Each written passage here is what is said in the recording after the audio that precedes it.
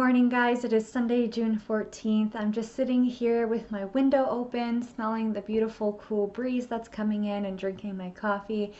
And I was just thinking about what kind of bookish video I wanted to film, and the idea to sit down and talk about books that are sentimental or meaningful to me came into my head, and I figured this would be a nice and relaxing video to sit down and do. If you're a reader, you probably have a handful or more of books that you've read that are really meaningful to you, and they're fun to talk about because they do have a story behind them. And for me, the books I'm going to talk about, they aren't just sentimental because of the story, but some of them are more sentimental because of the actual physical copy of the book that I have. And I want to tell those stories. And this is not an exhaustive list of books that are meaningful to me, but they are ones that I experienced in elementary, middle school, or high school, and one of them a little bit after high school that were really foundational to me and I still think about very often. So let's go ahead and get into this. I'm going to start with the two that I actually don't have the physical copies here with me today, but the first I'm just going to say is the Twilight Saga. And the reason that this series is so sentimental and meaningful for me, it's because it's one of the first, if not the first, big cultural phenomenon series that I got to experience with a big group of friends. So the series was finishing up as I was in high school, but myself and my friends group, a lot of us were just starting to read the Twilight books while we were in high school, and so it was the first time that I ever remember getting to sit down and read through this entire series or read through an entire book series at the same time as my friends. And I remember being in gym class and other classes and just walking down the hallways, and we would be theorizing about what was going to happen in the next one and just always talking about these books. And it was such a really neat experience. I'd not had that. I mean, yes, with Harry Potter, I'd gone to a couple of midnight book releases with a friend or two, but I never really had anybody my age to talk about those books with, which seems odd, I know, but it's the truth.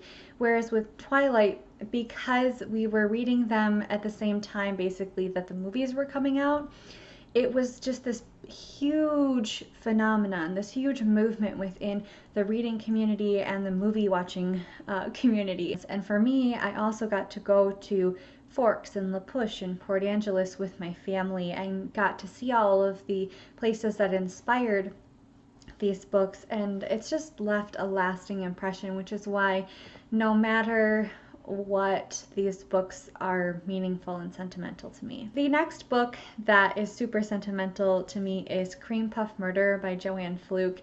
This is book number 11 in her Hannah Swenson series, but it is the first one that I ever read, and it is actually the first cozy mystery that I ever read. In this particular series, I was just thinking about it the other day, and one of my friends in middle school, I think, was reading those, and I remember thinking, wow, those covers are really cool, but I never got into them until I was a sophomore in high school. And right before we went on spring break vacation to Hawaii, my sophomore year, we went to Barnes & Noble to get a book or two to read on the plane and on the beach. And I remember stumbling upon this cozy mystery series, I didn't know what to call it at the time, in Barnes & Noble. And I decided to pick up Cream Puff Murder, and I remember getting it out and cracking it open on the plane to Hawaii and just being enthralled. And it's basically, my love for cozy mysteries has never stopped. I don't read as much of them anymore, not for any particular reason other than I'm a mood reader, but that particular book in that particular series holds a lot of sentimental value to me, because if I had never picked that up, I don't know if I would have my deep love for cozy mysteries that essentially helped me start this channel and gave me the courage to reach out and talk to people beyond my friends and family about books. The next book on my list is Eldest, and this is book number 2 in this particular series by Christopher Paolini, and I love this whole series, but the reason that this particular book is sentimental to me has absolutely nothing to do with the story and everything to do with something that occurred having to do with this book. So when I was in 8th grade, our English language arts teacher, she asked us to pick a book that we wanted to read for our next book report. And I remember having just finished Aragon and thinking, I really want to go ahead and pick up the next book in this series and do that for my book report. And the only stipulation she had was that whatever book you choose had to be approved by her. So I got the book and I brought it into school and I took it to her when I had her class, and I said I would really like to read this book for my book report.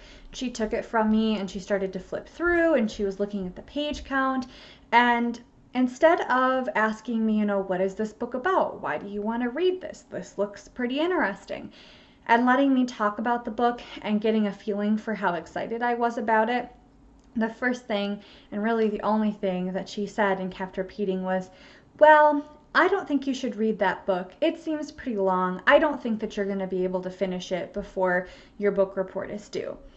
And I was a pretty shy and timid person in middle school. I didn't really talk to very many people, and I certainly wasn't going to make a fuss with teachers. But I was just so sad, and it made me so frustrated and angry because I knew that I could read it. I knew it was long, but I believed that I could read it and get my project done in no time, and definitely before the due date. And I remember having to gather the courage within myself to say to my teacher, whom I really did love and enjoyed her class, and say, I really do know it's long, but I love this story and I know I'll read it quickly. I would still really like to do this book for my book report.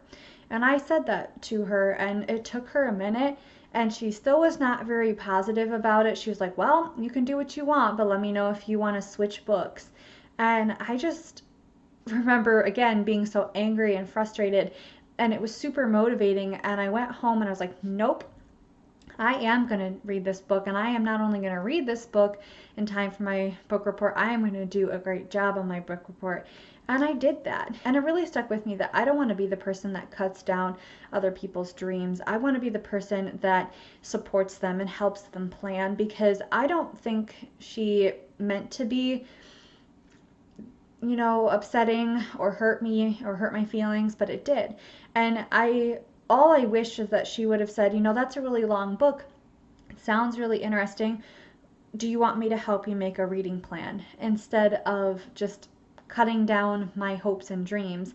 If the goal was to get people to read a book that they enjoyed and do a project on it, that wasn't helping that situation. And ever since then, in my personal life, but especially in my classroom, whenever a kid comes to me with an idea or another person comes to me with an idea, I try to be the individual that helps them formulate a plan, because I want them to succeed and I want them to believe in themselves and accomplish what they want to accomplish. And if all I can do is help them make a plan to hopefully make them more successful, that's what I'm going to do. I don't want to be the dream crusher. The next one is The Fault in Our Stars by John Green. Again, I do love this story, but the reason that this book means a lot to me is not just the story. It is definitely what this kind of started in my family. So I remember reading this book, and I finished it at night, in the middle of the night, by myself in my bedroom, and I was just bawling. And when I woke up the next morning, I walked over to my mom and was like, here's this book, you need to read it, it's really good. And she did, and when she got done, she handed it to my dad, and my dad's not the biggest reader in the world, and he picked it up and he read it and he loved it, and then we all went to see the movie together, and it was just such a wonderful experience, and it started this kind of cycle, tradition, habit in my family, where if I read a book that I really enjoy and I think that my parents will enjoy, I immediately pass it off to my mom. She reads it and then she gives it to my dad, and we've done this several times since then, and it's just really neat, and I don't know, family bonding experience. Unbroken by Laura Hillenbrand is the next one on my list. This is the only one that I read for the first time after leaving high school, so after graduating high school. I read this a couple years into my college experience, but I read it before I started to go down the route of becoming a social studies teacher. And I read this after I watched the movie, because I watched the movie when I was working at the local movie theater, and I thought, that seems like a nonfiction book that I would really enjoy, and I wanted to dive into the details a little bit more. And I remember reading this book and watching that movie and thinking, I felt like I had learned a lot about World War II, but I realized that I had really only in high school learned about the Holocaust and what was going on in Germany, and not really what had happened on the Pacific front at all, other than a few major points as well as like dropping the bombs. But I don't know. I was just so shocked, having watched the movie and read this book, to find that there was this whole other side of this global event that changed the course of history that I had never really learned about. And it was a big turning point in my personal education, where I decided that I wanted to know more. I wanted to take what I had learned about different events throughout history and start figuring out the other side of things, or if there were things that had been left out. And I have had my eyes opened greatly by changing that mindset. And I definitely found it incredibly helpful when I did start to go down the route of becoming a social studies teacher, to realize that our textbooks often don't tell the whole picture. And I didn't realize that until college.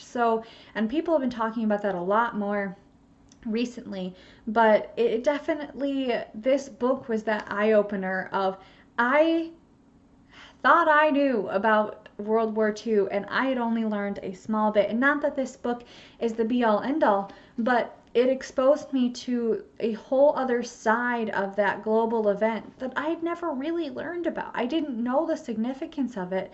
That's sad to me, but this book will always be important to me. Up next, we have Alice in Wonderland, and I will admit that I have not read this book in its entirety. I've read little chunks of it.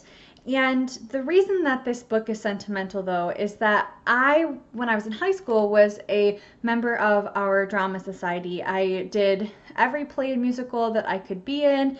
And one year, for auditions, our director gave us a monologue, and that was pretty common in our drama society. The director gave us the monologue, and even sometimes the song cuts that we were going to do for auditions. And for this particular year, our monologue was from Alice in Wonderland. And I remember preparing this monologue, and it was one of the most difficult ones I'd ever done. The wording was just so different. The writing style was strange. It was hard to figure out exactly who was talking in the piece and who they were talking to. It was work, and I remember putting in hours and hours and hours of work to prepare for this audition, and particularly focusing on the monologue that came from the story. And we were not putting on Alice in Wonderland. We were going to be doing a totally different show, but for whatever reason, our director chose this monologue. And when we got done with auditions, I just remember feeling this wave of relief, and also feeling very proud of myself, because I'm not sure I'd ever worked that hard for an audition in my life. And I would go on to work harder, of course. That was a really important moment for me, to see that I could do difficult things when it came to theater, which was something I loved, but I had to work really hard to be good at, And at the end of performing our show that year, my parents gave me this book. They bought me this book, and I still to this day have my original copy of the monologue in the book, and I have it on the page of the book where the monologue actually comes from. And then I have the note from my parents that they wrote and put in the book when they got it for me. So this book means a lot to me because it has a ton of memories attached to it. Alrighty, the next book is Flowers for Algernon. I read this book in late elementary school, early middle school, and I think I read it for a project. I want to say I think this was for a 6th grade project, and I I think this means a lot to me, not only because the story is so impactful, but because it was one of the first times that I felt really and truly emotionally invested in the characters of a story, to the point where I felt real, like, emotion and tears build because of what was going on to them. I think that everybody needs to read this book. It is a very quick read. It is not overly complicated, even though it deals with complex and deep things. It is one that you can read as a young person and gain insight from it, and then read it again as an older person, and again and again. And I feel like each time that you read it, you pick up more things from it. I think I've read it 2 or 3 times and have contemplated picking it up even more recently. If you don't know, Flowers for Algernon follows Charlie, and Charlie is a young man who was born with an unusually low IQ, and there is this experimental surgery that was performed on this mouse called Algernon, and it has helped improve the IQ of the mouse. And Charlie goes ahead and has this experimental surgery done to him in the hopes that it will improve his IQ as well. And we follow his journey kind of right before the surgery and then after, and we see how his life improves and what happens to him. And then there's this big wrench thrown in the plan, and this is not a spoiler, it's literally on the back cover, that Algernon starts to decline. Like, this mouse has seen great leaps and bounds and he's grown a lot, and then all of a sudden those improvements that he'd shown start to fall away, and Charlie has to deal with the fact that this very well may happen to him. There is no knowing right at that moment if that will happen, but it could, and Charlie's got to deal with that and deal with how that will then change his life drastically yet again. For me, this book has been a great reminder to be thankful for what we have and not take it for granted, because you don't know when it's going to go away. You don't know if new and beautiful things will come into your life, and you hope they do,